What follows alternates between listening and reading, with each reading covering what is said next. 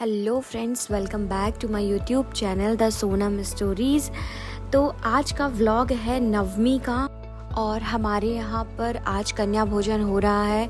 और मैं पूरा कन्या भोजन का व्लॉग शूट तो नहीं कर पाई थी क्योंकि हम अंदर बिज़ी थे पूड़ी उड़ी बनाने में। तो यहाँ पर ना कन्या भोज होने के बाद सबको मम्मी पैसे दे रही थी और चिप्स वगैरह लेकर आई थी, वो दिया था उन्होंने एक एक बच्चे को। तो सुबह से हमारे यहाँ कन्या भोजन का काम पूरा हो चुका था। उसके बाद हमको जाना था अठवाइन चढ़ाने के लिए खेरमाई मंदिर। जैसा कि हमारे घरों में होता है ना, हम अष्टमी को सभी घरों में प्राय पूजा होती है अष्टमी के दिन और अठवाइयाँ चढ़ाई जाती हैं। तो हमारे यहाँ नवमी के दिन होता है ये सब। और नवमी के दिन हम खेरमाई मंदिर जाकर और बाकी के मंदिरों में जाकर अठवाई चढ़ा के आते हैं। तो मैं बड़ी मम्मी के साथ आ गई थी साथ में पूजा करने के लिए। इससे पहले क्या होता था ना, जब मैं ऑफ़िस में थी तो मुझे ये सब पूजा देखने का मौका ही नहीं मिल पाता था। और ऑफ़िस से जनरली अष्टमी नवमी की छुट्टी हमको नहीं मिलती है, दशहरा की छुट्टी मिलती थी। तो बीच में हमारा छुट्टी ले पाना पॉसिबल नहीं रहता था।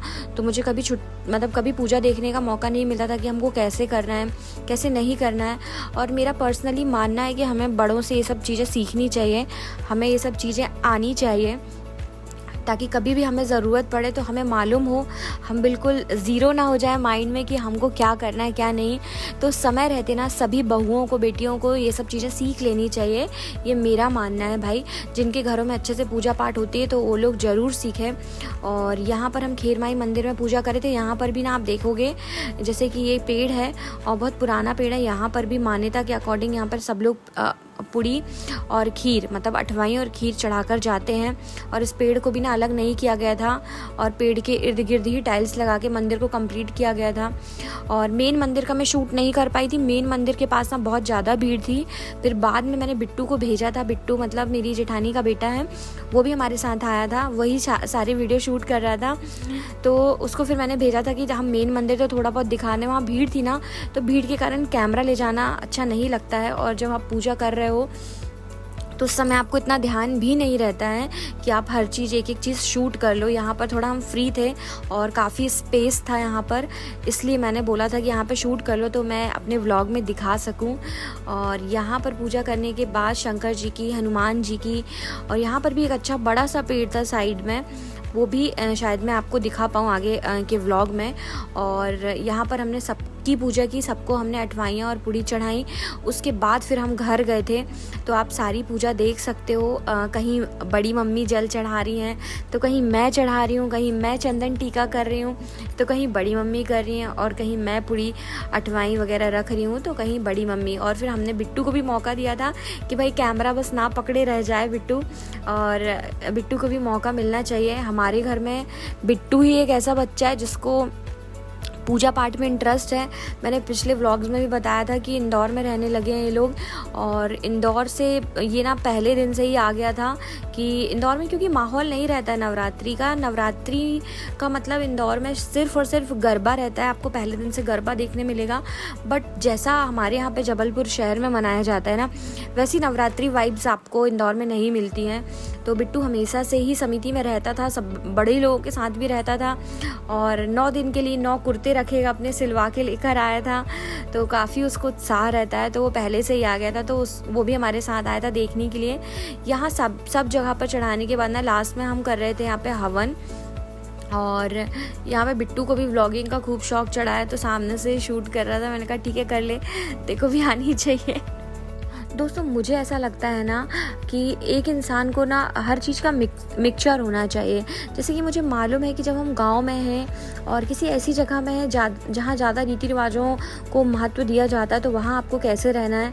और जब हम शहर में हैं, अपने दोस्तों के बीच में हैं और अपने बिल्कुल क्लोज वंस के बीच में, तो हमको मालूम होता है कि हाउ टू बिहेव। तो मुझे ऐसा लगता है कि I am a mixture of both of the things, क्योंकि मेरा बचपन जो है बरेला में कटा है और मेरी पढ़ाई जो है मेन सिटी जबलपुर और इंदौर में हुई है। तो मुझे हर तरीके के लोग मिले हैं, I know how to deal with them. और ये था लास्ट, यहाँ पर मंदिर के बाहर इनकी मूर्ति कुछ बनी हुई थी, हमने यहाँ पर भी पूजा की थी, यहाँ पर भी प्रसाद चढ़ाया था। उसके बाद हम निकल गए थे गेट के बाहर और बिट्टू बोल रहा था कि चाची कुछ आप ऐसे फ्रंट कैमरा से बोलो। तो मैंने कहा चलो ठीक है अपन वो भी ट्राई करते हैं। इस नवरात्रि में मुझे इतना अच्छा लगा है ना, शादी के बाद पहली नवरात्रि थी जो मैंने बहुत अच्छे से एंजॉय की थी और बड़ा अच्छा लगा था मुझे। तो आज सभी लोगों ने देख लिया कि हमने कैसे पूजा की खेर माई की। हमारे यहाँ अष्टमी नहीं मनाई जाती, हम नवमी के दिन सारी पूजा करते हैं। और खीर पूड़ी का, अठवाइयों का जो प्रसाद लगता है वो, और खीर और अठवाई का जो प्रसाद लगता है वो हमारे यहाँ आज लगता है। तो मैं आई थी अपनी सास के साथ और अपने जिठौत के साथ, जो कि बिट्टू आप लोग देख रहे हो। और बाकी का व्लॉग आपको शाम को देखने को मिलेगा। मैं सारे का सारा व्लॉग इकट्ठे डालूंगी। काली माता भी दिखाते हैं और अभी थोड़ी देर बाद हम आपको काली माता दिखाने वाले हैं। बिट्टू आपको दिखाएगा, काली माता के दर्शन करा देगा। रोज़ मैं आपको कराती हूँ बट आरती के समय, तो आज मैं आपको दिखाऊँगी कि दिन के समय काली माता का लुक कैसा दिखता है हमारे यहाँ। हम यहाँ पर आ गए थे काली माता के पास, जहाँ पर मैं हर शाम आती थी आरती के टाइम पे। तो यहाँ पर मैं आई हूँ आज दिन में, और यहाँ पर भी हमने अठवाई और खीर का प्रसाद चढ़ाया था, दर्शन किए और भाई सबकी सेहत के लिए कामना की कि सब अच्छे रहें, सब पूरा गांव अच्छे से रहे हमारा। उसके बाद ना हम आ गए थे हमारी वाली समिति में जहाँ दुर्गा जी रखी हुई हैं। वहाँ ऑलरेडी मंदिर है गौरी माता का, तो वहाँ पर भी हम आए थे। बड़ी मम्मी ने यहाँ पर भी पूजा पाठ की थी। और यहाँ पर मुल्लू भैया ना लेटे हुए थे, क्योंकि वो दिन रात यहीं पर रहते हैं, तो नींद आ रही थी तो वो लेटे हुए थे गद्दा लगा के नीचे तरफ। और उसके बाद ना हम आ गए थे अपने घर, और फिर सब जगह पूजा करने के बाद हमने तीनों ने मिलके हवन किया था। और हवन करने के बाद फिर खाना वगैरह खाया था बड़ी मम्मी ने। उसके बाद ना फिर हम लोग लग गए थे बाकी की तैयारियों में। बट क्या हुआ ना वो मैं आपको दिखाती हूँ। मैं रूम में गई ही हूँ अपने, और मुझे फिर से ना ढोल ढमाकों की आवाज़ आने लगी। तो मैं ढोल ढमाकों की आवाज़ सुन के ना बाहर गई। इतने में मैंने देखा कि कुछ लोग ना शेर बन के आए हैं, और शेर बन के ना हमारे यहाँ पर नाच रहे हैं। तो मैं आपको दिखाती हूँ।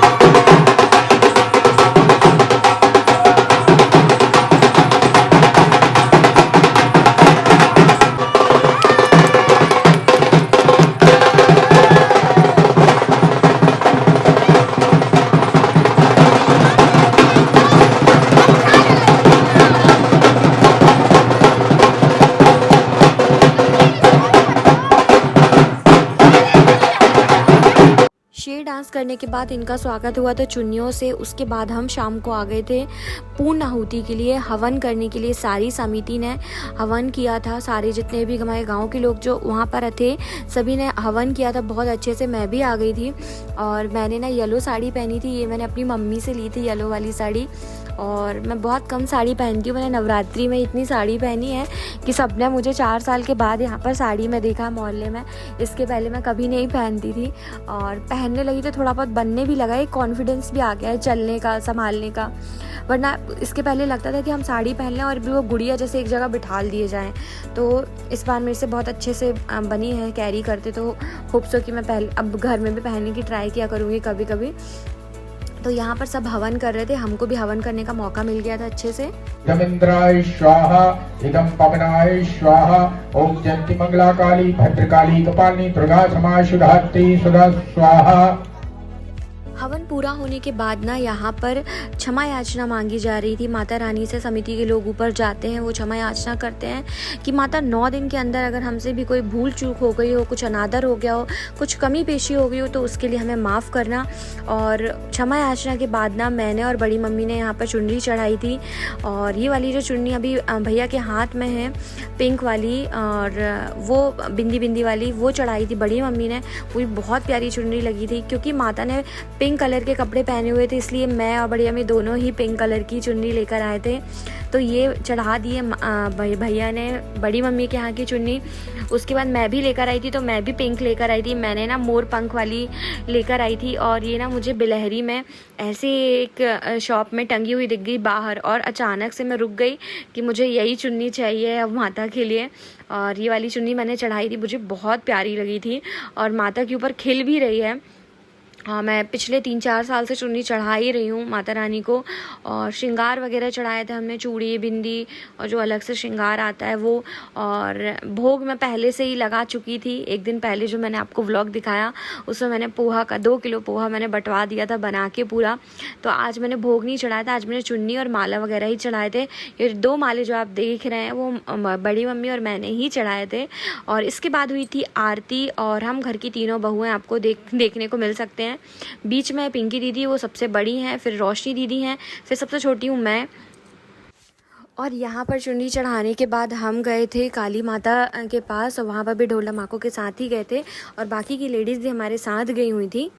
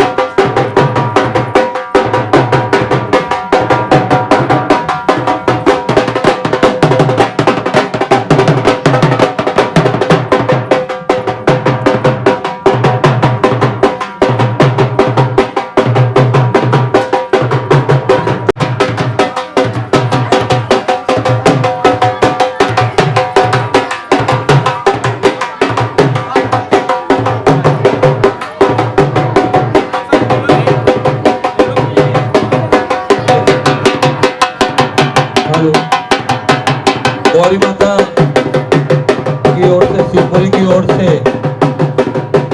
हमारे पंडा बुल्लू भैया और शर्मा मैडम और परिवार की ओर से काली माता को चुनरी अर्पित प्रतिवर्ष की जाती है। माता रानी इनकी हर मनोकामना, इनके परिवार की मनोकामना और पूरे गांव की मनोकामना पूर्ण करे। हमारी दीदी बहुत ही तर्जन से पूरे गांव की एक जन सेवक के रूप में है। सभी बच्चों को इनका बहुत आशीर्वाद रहता है। सभी बच्चों के लिए समर्पित हमारी शर्मा मैडम काली माता के दरबार में चुनरी अर्पित करते हुए हम माता रानी से प्रार्थना करते हैं कि काली माता पूरे शर्मा मैडम के परिवार को, उनके गांव को, आस पड़ोसियों की उनकी हर मनोकामना पूर्ण करे। उनके बच्चे, बहू, बेटे सब स्वस्थ रहे और अच्छे रहे। माता रानी आप सब लोगों की मनोकामना करें। और शिवपुरी गौरीमाई मंदिर की समिति यहाँ पहुंची हुई है। काली माता मंदिर की समिति द्वारा उनका तय दिल से कि आप अवश्य भंडारा खा के जाएं, भंडारा ग्रहण करें और माता रानी का आशीर्वाद, रक्षा सूत्र बनवा के, तिलक लगा के आशीर्वाद लेकर जाएं। हमारे कालीमाई मंदिर के पंडित जी बहुत ही विशेष पंडित हैं, विशेष पंडितों में से है। हम लोगों की ये सोच है, उनकी जो भाव है, जो काम करने का तरीका है, कालीमाई मंदिर में समर्पित है वो। और पूरी टीम आज अस्सू भैया के यहाँ तय दिल से नवरात्रि में पूरी सेवा देते हुए अस्सू भैया की टीम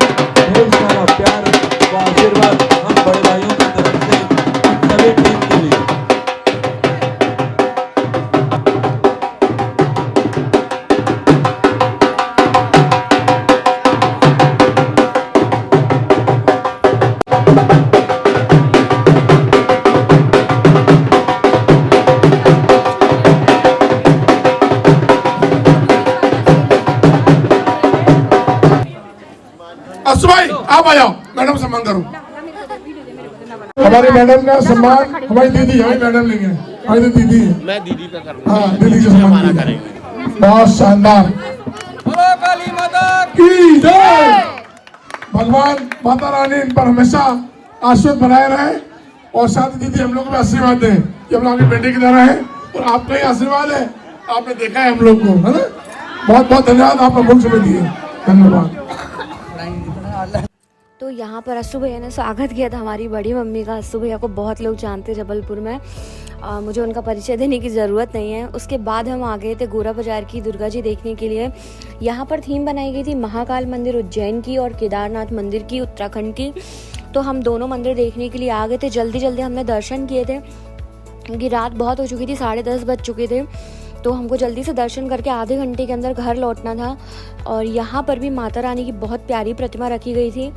और आज हम ना इतना थक गए थे क्योंकि सुबह से लगे थे, पहले कन्या भोजन में, फिर पूजा पाठ करने के लिए गए, फिर हवन किया, फिर चुन्नी चढ़ाई, उसके बाद फिर हम आए थे गोरा बाजार में दर्शन करने के लिए। आप देख सकते हो, ऐसा लग रहा है कि बिल्कुल रियल में यहाँ पर महाकाल मंदिर बना दिया गया हो और बहुत ही सुंदर लग रहा था। ये तो कैमरे में ऐसा कैप्चर हुआ है, अगर आप सामने से देखते तो आपको बिल्कुल रियल लगता कि बिल्कुल रियल जैसे बना के रख दिया है। और इसके बाद ना हम पहुंच गए थे दर्शन करने के लिए केदारनाथ मंदिर। और केदारनाथ मंदिर में भी बहुत प्यारी माता रानी की प्रतिमा रखी हुई थी।